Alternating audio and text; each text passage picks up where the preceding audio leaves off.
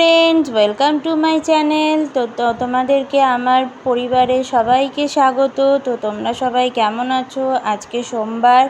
তো এই সকাল সকাল আমরা উঠে গেছি। উঠে পড়েই এখন এই বারান্দায় একটা লব আছে, তো ওইটা পরিষ্কার করছিল আমার হাজব্যান্ড। তো ওইগুলো পরিষ্কার করে অত উঁচুতে আমি তো উঠতে পারি না, তো ও টুল নিয়ে উঠেছিল।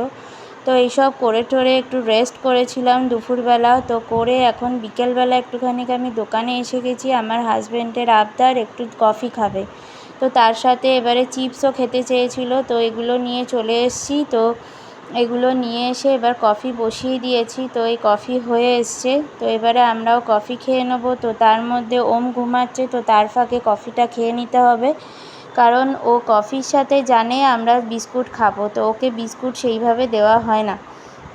তো সেই জন্য আমরা তাড়াতাড়ি করে কফি টফি খেয়ে নিয়েছি। তার মধ্যে ও উঠে গেছে। আমিও এদিকে আটা মেখে নিয়েছি রাতের জন্য, আটা মাখার জন্য চলে এসেছি। তো এবারে আজকে বিকেলবেলা আর আজকে ওকে নিয়ে বেরোনো হয়নি। আজকে এত গরম যে কি বলবো, ওই জন্য আর বিকেলবেলা ওকে নিয়ে আজকে কোথাও বেরোয়নি। ওকে টম অ্যান্ড জেরি ছেড়ে দিয়েছিলাম, ওই টম অ্যান্ড জেরি দেখছিল। আর তার মধ্যে আমিও রুটি করে নিলাম রাতের জন্য।